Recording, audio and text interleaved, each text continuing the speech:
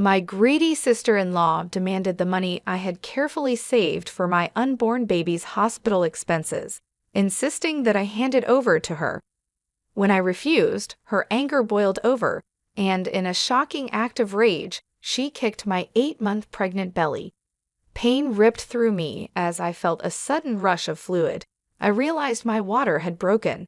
Everything blurred in that terrifying moment as chaos erupted around me. Hi, my name is Hannah, and I'm 30 years old. I'm 8 months pregnant with my first child, and my husband, Logan, and I couldn't be more excited. These past few months have been a whirlwind of preparations, from decorating the nursery to attending parenting classes. Amid all this excitement, Logan and I made a point to save $20,000 specifically for our baby's medical expenses. It's our safety net, a way to ensure we're prepared for any unexpected challenges. We live in Denver, Colorado, and Logan's mom, Grace, has been an incredible source of support throughout my pregnancy.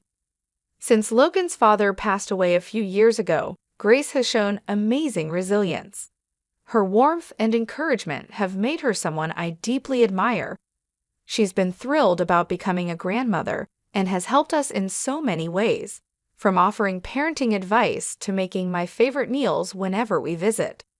However, not everyone in Logan's family has been as supportive. His older sister, Emily, has always been difficult to deal with. Over the past few years, she's struggled with infertility, which I sympathize with deeply. Unfortunately, her pain often turns into resentment toward me. Her comments are sometimes hurtful, but I've done my best to avoid confrontation. Logan and I make an effort to visit Grace when we know Emily won't be there, which has worked for the most part. Despite this tension, I try to focus on the positive. Logan and I are looking forward to meeting our little one, and we're doing everything we can to be prepared. For me, this pregnancy is a blessing, and I won't let anyone's negativity overshadow the joy of bringing a new life into our family. Little did I know, though, that the challenges we'd face were only just beginning. Logan and I planned a visit to Grace's house for a relaxing afternoon. She had invited us over for lunch, and I was looking forward to spending time with her and enjoying her homemade apple pie. Grace's home has always been a comforting place, and I knew it would be a welcome break from the business of preparing for the baby. When we arrived, however, we were surprised to find Logan's sister, Emily, already there.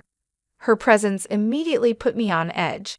Emily gave me a tight-lipped smile before making her first comment. "Still milking this pregnancy, huh?" she said with a sarcastic edge. "Must be nice to sit back and do nothing while everyone else works."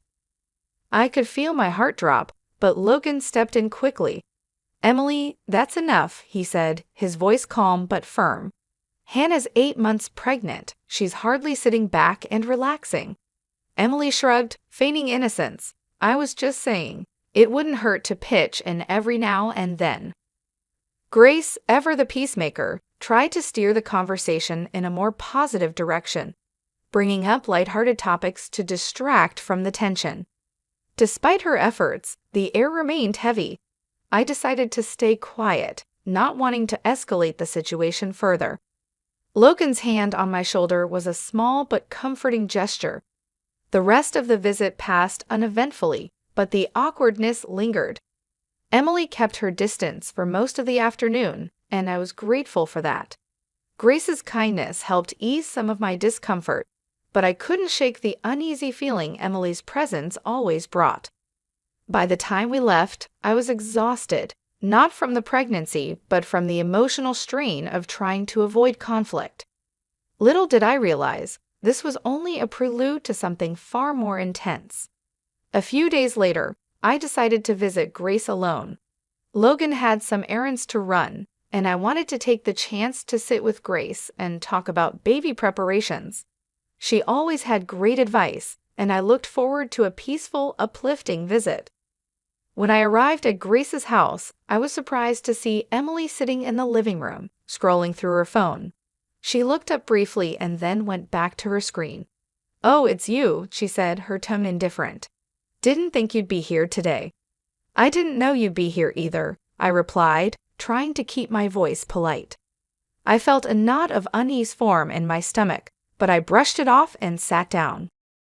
Emily set her phone aside and turned to face me, her expression unusually serious. I've been meaning to talk to you about something, she said. I hesitated, unsure of where this was going. What is it? Her words came bluntly, without hesitation. I need that $20,000 you and Logan saved for your baby's medical expenses. I stared at her, stunned. What? Emily, that money is for my baby. We've been saving for months to make sure we're prepared. She crossed her arms and leaned forward. You don't even know if you'll need it, she snapped. Meanwhile, I'm drowning in debt from fertility treatments. Family is supposed to help each other, and you're being selfish. I could barely believe what I was hearing. I'm sorry for your struggles, Emily, but I can't give you that money. It's for emergencies for my baby. Before Emily could respond, Grace walked into the room, her cheerful expression fading as she sensed the tension. What's going on? She asked, glancing between us. She's asking for the baby's medical fund, I explained, my voice shaking. Grace's face turned to shock. Emily, that money is for Hannah and the baby. You can't ask for that. Emily's expression darkened. Of course, you take her side, she said bitterly. Everything's about her now, isn't it? She's your favorite. Stop it, Emily, Grace said firmly. This is unreasonable. The conversation spiraled into heated words, but I held my ground. I refused to let her guilt me into giving up what my child might need. However, I couldn't have predicted how far Emily would go next. The argument with Emily escalated quickly. Her voice grew louder, and her accusations sharper. You have no idea what I've been through, she shouted. Do you even understand how hard it is to watch someone else live the life you'll never have? I took a deep breath, trying to keep calm. Emily, I'm sorry for your pain, but this isn't fair. I can't give you the money. It's for my baby. Emily's face twisted with anger. You don't deserve any of this. You're just a spoiled little gold digger who got lucky. Enough. Grace's voice cut through the room, trembling with frustration. Emily, this behavior is unacceptable. Before I could respond, Emily's rage boiled over. She lunged toward me, her movements quick and forceful. In an instant, her foot connected with my abdomen in a sharp, deliberate kick. A wave of searing pain shot through my body, and I gasped, clutching my stomach. Time seemed to slow as I felt a sudden rush of fluid. My heart sank as I realized what was happening. My water just broke, I whispered, my voice trembling with fear. Grace screamed, rushing to my side as I collapsed onto the couch. What have you done, Emily? She cried, her voice shaking with panic. Hannah, stay with me. I'm calling an ambulance. Emily froze, her face pale. I didn't mean for this to happen, she stammered, backing away. The pain was unbearable, and my breaths came in short, desperate gasps. Grace held my hand tightly, trying to reassure me. Help is on the way, she said, her voice breaking. Just hold on. As my vision blurred, I could hear Emily's frantic excuses, but her words became a distant echo. The last thing I saw before everything went dark was Grace's terrified face as she stayed by my side. I woke up in a hospital bed, disoriented and in pain. The sterile smell of the room and the beeping of machines brought me back to reality. I reached instinctively for my stomach and felt its absence, my heart racing with panic. My baby, what had happened to my baby? Frantically, I pressed the nurse call button. Moments later, a nurse entered, her expression calm but concerned. Mrs. Hannah, you're awake. Please try to stay calm. Everything is under control for now. Where's my baby? I managed to whisper, my throat dry and voice trembling. The nurse placed a comforting hand on my arm. Your daughter is in the neonatal intensive care unit. She's stable but premature and will need some time to grow stronger. You both went through a lot, but the doctors acted quickly. Relief washed over me, but it was quickly replaced by anger and fear. My baby had come into the world far too soon because of Emily's recklessness. I resolved then and there to recover as quickly as possible so I could be by my daughter's side. A few minutes later, Logan entered the room. His face was a mix of relief and rage. He rushed to my side, his hand gripping mine tightly. "You're awake," he said, his voice cracking. "Thank God. Our little girl is fighting hard. She's strong, just like you." Tears filled my eyes as he continued. "But Hannah, what Emily did, we can't let it slide. I've already contacted a lawyer. She needs to be held accountable." I nodded weakly, the weight of the situation settling on me. "She nearly took everything from us," I whispered.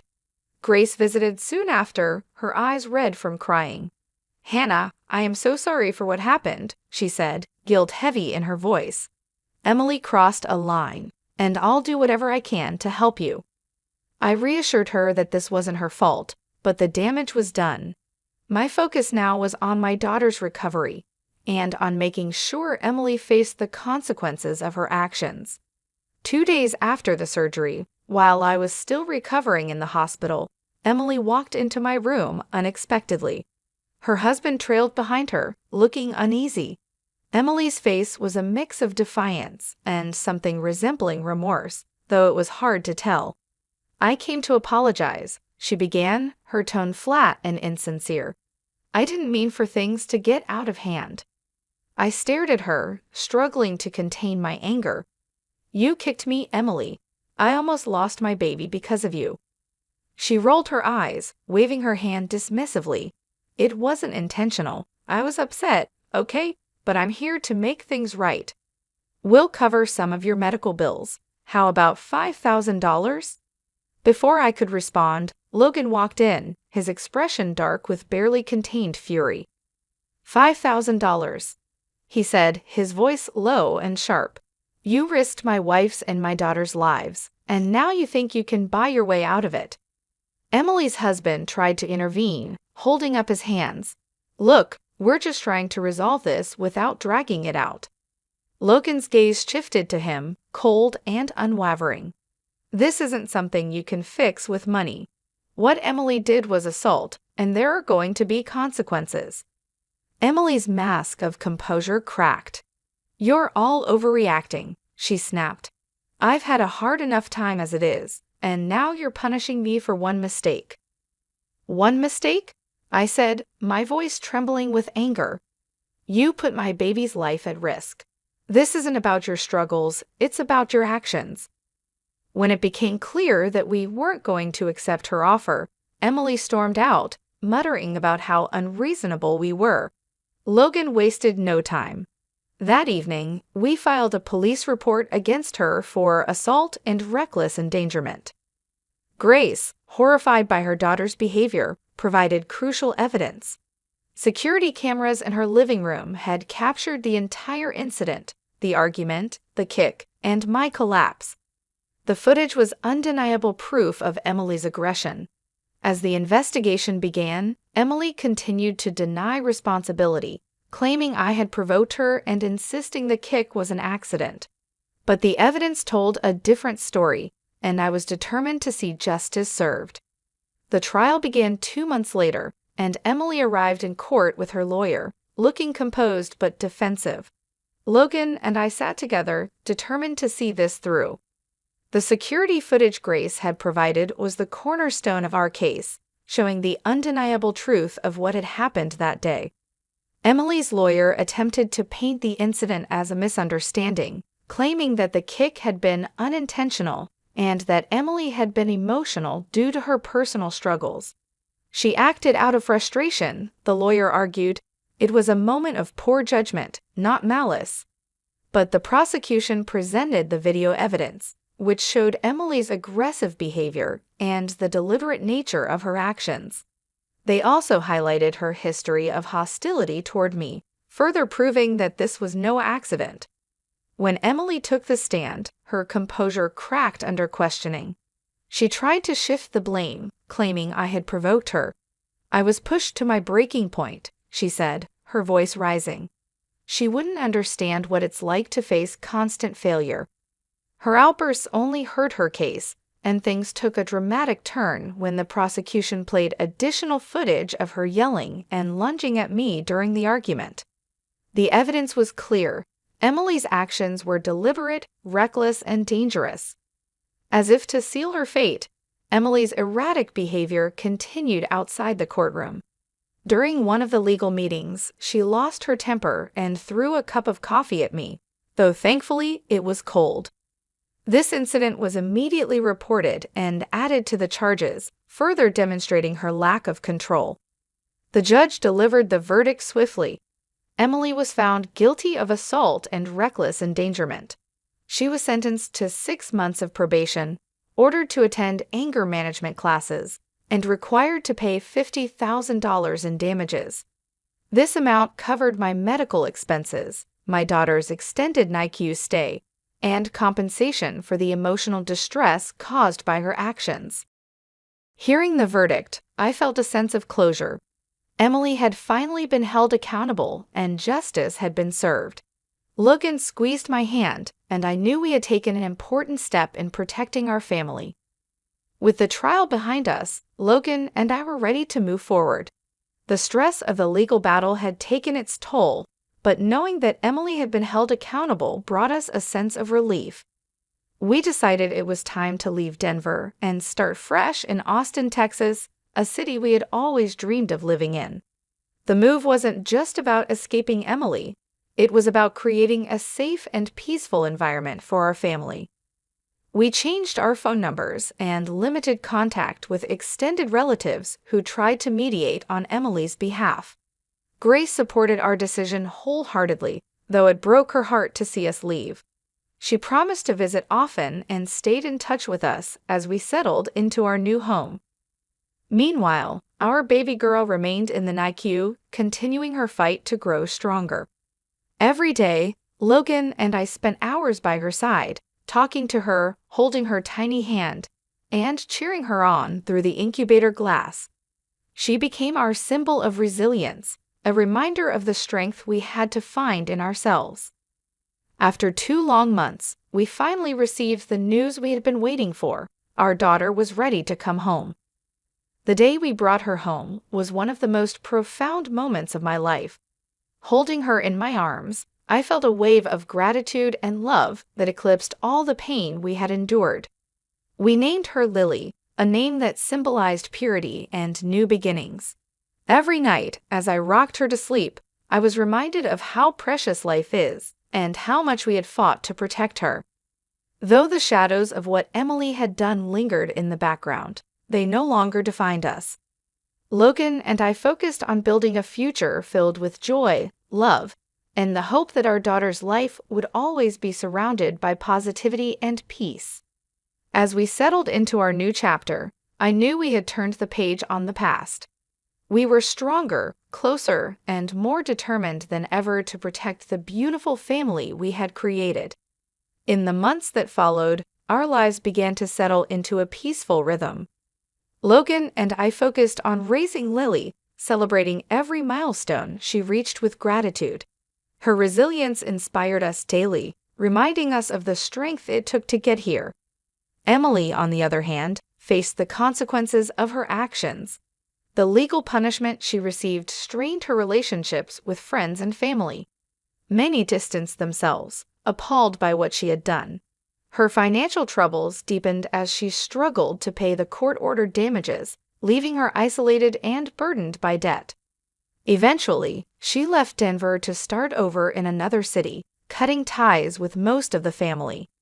Grace kept us updated occasionally, though she respected our decision to maintain distance. Despite her heartbreak over Emily's choices, she fully supported us, understanding that protecting our family was the priority. For me, the journey was not just about healing physically, but also emotionally. I often reflected on what had happened and how it tested my strength, my relationship with Logan, and my determination to protect my daughter. The ordeal had been painful, but it taught me the importance of standing up for myself and my family, even when it meant confronting those closest to us. Logan and I made it a point to focus on the future rather than dwelling on the past. Our new home in Austin became a sanctuary filled with love and laughter. We surrounded ourselves with supportive friends and built a community that embraced us during this new chapter of our lives.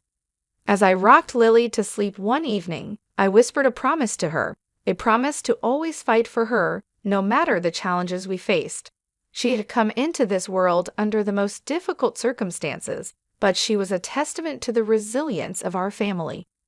Though the scars of what Emily had done would always remain, they were a reminder of the strength we had found within ourselves. Logan and I emerged stronger, ready to embrace the bright future we had worked so hard to secure for Lily and for us. Thank you so much for taking the time to listen to this story. If you enjoyed it, please give it a like to let me know. I'd love to hear your thoughts, so don't forget to leave a comment below and share your favorite part of the story. And if you want to hear more stories like this, make sure to subscribe to the channel and hit the notification bell so you never miss an update. Your support means the world to me. Thank you for being a part of this journey.